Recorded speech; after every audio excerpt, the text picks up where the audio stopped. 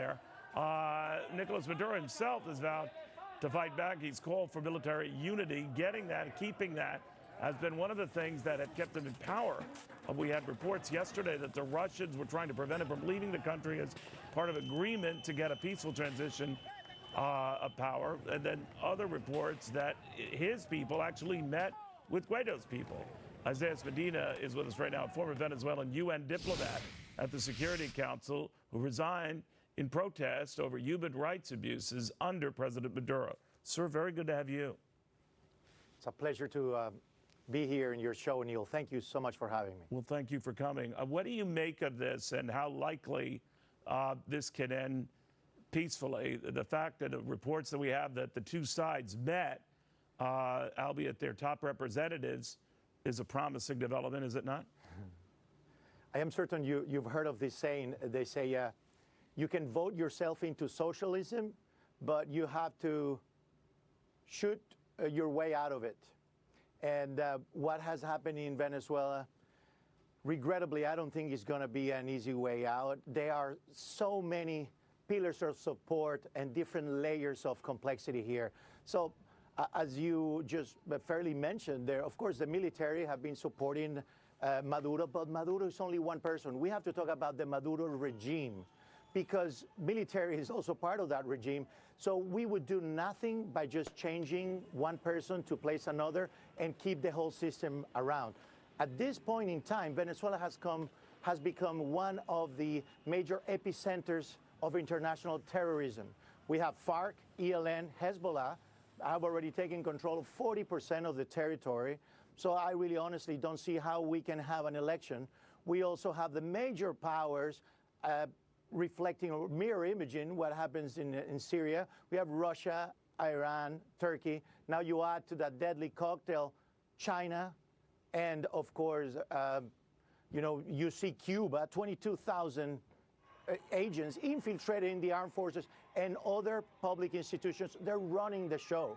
Well, Ambassador, what would happen then to prevent the crisis you fear? And history shows you're right. That normally is what happens. If the generals start bolting from Maduro, now they haven't in any significant numbers. Maybe something's happening today that I'm missing. But unless that happens, he's not going anywhere, right? Well, as you, I don't know if you're aware, of course, of Mr. Abrahams has said that, as you mentioned, the traditional political opposition was dialoguing or negotiating with Maduro's regime or on the side of Maduro's regime. And what I can tell you, my deepest concern would be to come into the wrong agreement.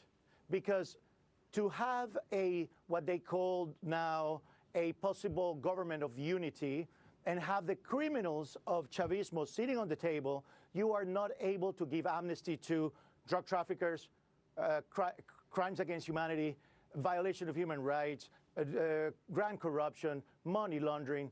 I mean, these guys are compromised to the neck. So it's what I believe our strongest support, and I'm talking about the people that have been completely repressed and are being killed by the weaponization of starvation, social control by controlling the blackouts and running water and so on. They're actually out in the street for survival. Right. So I don't think this is going to change. Our strongest support, like the Trump administration, is to get harder sanctions to be able to maybe Article 3 on the Helms-Burton and have a full major embargo on Cuba and try to deter these pillars of support from the outside. And that's why we need a stronger action from the international community. But honestly, if you allow me, what I have been advocating for, and I think is the most important part, is international humanitarian intervention.